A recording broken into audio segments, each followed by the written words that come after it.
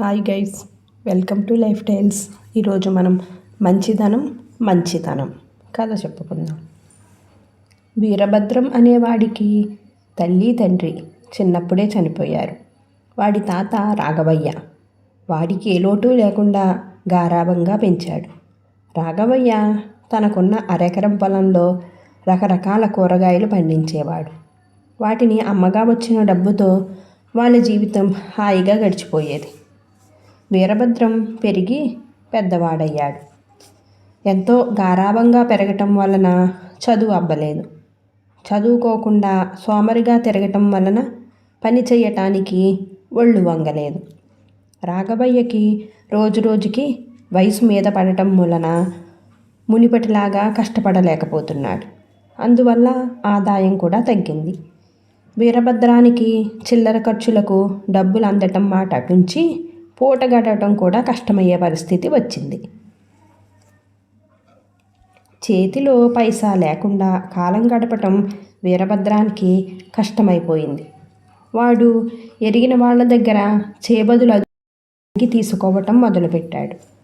రాఘవయ్య ముఖం చూసి మొదట్లో కొంతమంది వీరభద్రం అడగగానే డబ్బిచ్చినా తర్వాత ఇవ్వటం మానేశారు. ఇది కాదని వాడు తన అవసరం మేరకు సమయానుకూలంగా వీళ్లను బెదిరించి డబ్బులు వసూలు చేయటం మొదలుపెట్టాడు.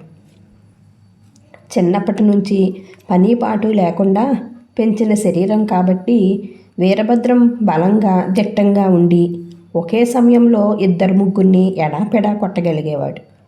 వీరభద్రంలో వస్తున్న మార్పు చూసి అదంతా తన పెంపకంలోని లోపమని రాఘవయ్య చాలా బాధపడుతూ ఉండేవాడు.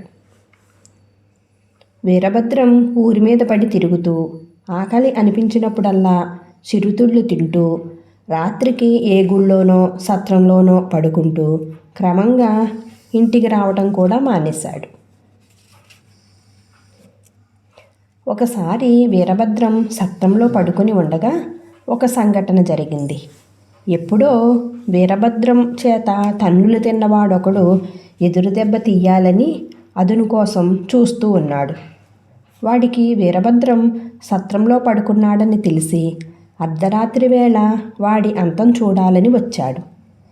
కానీ అక్కడ పడుకున్న కుక్క ఒకటి వాడిని చూసి మొరిగింది.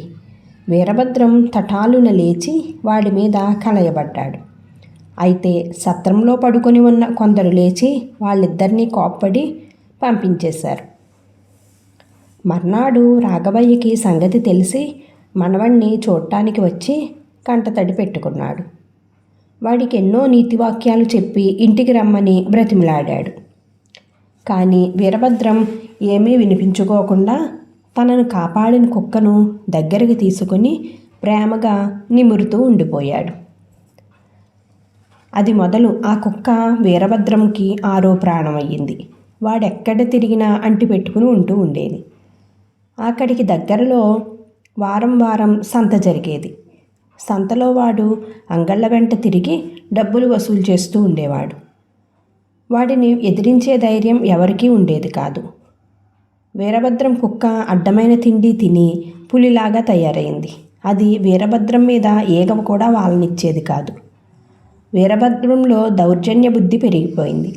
క్రమంగా వాడి సంపాదన కూడా బాగా పెరిగింది. కొత్త పరిచయాలు, స్నేహితులు పెరిగారు. వీరభద్రం తాత రాఘవయ్య గురించి దాదాపుగా మర్చిపోయాడు. ఒకరోజు వీరభద్రం రాఘవయ్యకు జబ్బు చేసి మంచాన పడ్డాడని తెలిసి చూడటానికి వెళ్ళాడు. రాఘవయ్య మనవణ్ణి దగ్గరికి తీసుకుని, నాయనా, నీ గురించి నాకు చాలా బెంగగా ఉందిరా, ఎలా బ్రతుకుతావో ఏమిటో అన్నాడు. వీరభద్రం తేలిగ్గా నవ్వేస్తూ, నా దగ్గర కావలసినంత డబ్బు ఉంది, నా గురించి దిగులు పడకు అన్నాడు. రాఘవయ్య చిన్న కోపంగా, పిచ్చివాడా, అయాచిత ధనం అన్యాయార్జితం ధనం అవసరానికి అందిరాదు.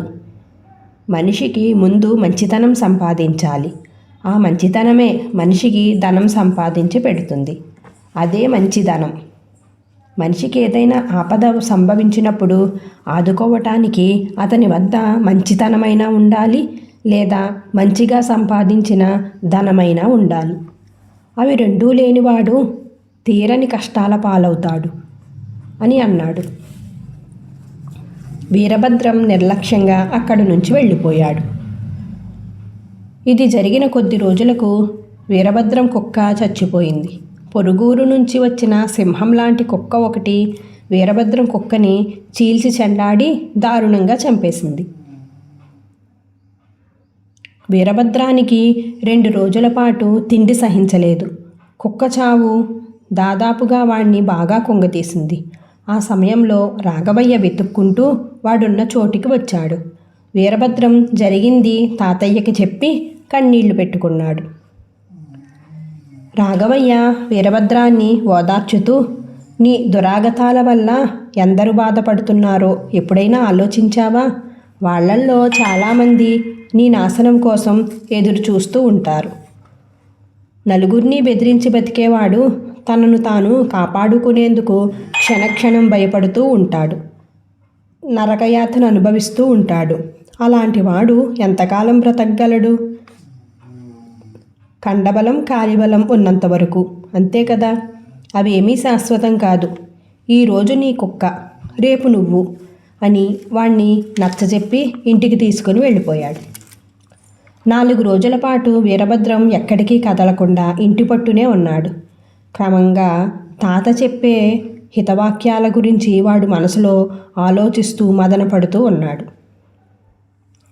ఒకనాటి సాయంకాలం 2 రోజులుగా జ్వరంతో ఉన్న పక్కింటి సూరయ్య పొలానికి బయలుదేరుతూ ఉంటే అతని భార్య కూతురు వెళ్ళొద్దని వారిస్తూ ఉన్నారు. అయినా చేతికి అంది వచ్చిన పంట కాపలా లేకుంటే దొంగల పాలవుతుంది అని అంటూ సూరయ్య అన్నాడు. ఈ పరిస్థితి చూసి వీరభద్రానికి జాలి కలిగింది. వాడు సూరయ్యకి బదులు పొలం కాపలాకు నేను వెళతానని సూరయ్యను ఒప్పించి పొలానికి బయలుదేరి వెళ్ళాడు. సూరయ్య కూతురు సువర్చల వీరభద్రం రాత్రి తినటానికి భోజనం కట్టి తెచ్చి ఇచ్చింది. వీరభద్రంలో వచ్చిన మార్పుకు రాఘవయ్య, సూరయ్య ఎంతో సంతోషించారు. మరుసటి రోజు ఉదయం బారెడు పొద్దెక్కినా వీరభద్రం ఇంటికి తిరిగి రాలేదు. సంగతి కనుక్కుందామని వెళ్ళిన రాఘవయ్యకి పొలం గట్టున తుప్పల్లో మూలుగుతూ పడి ఉన్న వీరభద్రం కనిపించాడు. వీరభద్రం ఒంటి నిండా బలమైన దెబ్బలు. రాఘవయ్య గట్టిగా కేకలు పెట్టి చుట్టుపక్కల వాళ్ళ సహాయంతో వీరభద్రాన్ని ఇంటికి చేర్చాడు. జరిగిందేమిటంటే, సూరయ్య దూరపు బంధువొకడు సూరయ్య ఆస్తి మీద ఆశతో తనకు సువర్చలనిచ్చి పెళ్లి చెయ్యమని తిరుగుతున్నాడు. దానికి సూరయ్య ఇంట్లో ఎవరూ ఒప్పుకోలేదు. సూరయ్యను అడ్డు తొలగించి ఆడవాళ్లని ఆస్తిని దారికి తెచ్చుకునే ఉద్దేశ్యంతో 4 మనుషుల్ని వెంటబెట్టుకుని సూరయ్య కాపలా ఉండే పొలానికి వచ్చాడు. కొంత జాగ్రత్తలో ఉన్న వీరభద్రం వాళ్లతో కలబడ్డాడు. చీకట్లో ఆ మనిషి సూరయ్య కాదని తెలియటానికి వాళ్ళకి చాలా సమయం పట్టింది. ఈ లోపల వీరభద్రానికి బాగా దెబ్బలు తగలటం జరిగింది. సూరయ్య చేయించిన వైద్యంతోనూ సువర్చల చేసిన సపర్యలతోనూ వీరభద్రం త్వరగానే కోలుకున్నాడు. ముఖ్యంగా తన తండ్రిని ముందు ఊహించని విధంగా రక్షించిన వీరభద్రం అంటే సువర్చలకి ఎంతో గౌరవం, అభిమానం కలిగింది. ఒకరోజు ఉదయం రాఘవయ్య వీరభద్రంతో, ఒరే, నువ్వు అడగకుండానే సూరయ్యకు సహాయం చెయ్యబోయావు. నీ మంచితనానికి ప్రతిఫలం ఏమిటో తెలుసా? తనకున్న 5 ఎకరాల ఆస్తిని నీకివ్వటానికి సూరయ్య, నీకు భార్య కావటానికి సువర్చల ఒప్పుకున్నారు. నీ మంచితనానికి మంచి ధనంతో పాటు మంచి కన్య కూడా లభిస్తుంది అని అన్నాడు రాఘవయ్య. ఇది విన్న వీరభద్రం తన సోమరితనానికి, కజ్జాల బతుక్కి దూరమైన కారణంగా కలిగిన అదృష్టానికి ఎంతగానో సంతోషించాడు. కథ సుఖాంతం. Thank you for watching guys.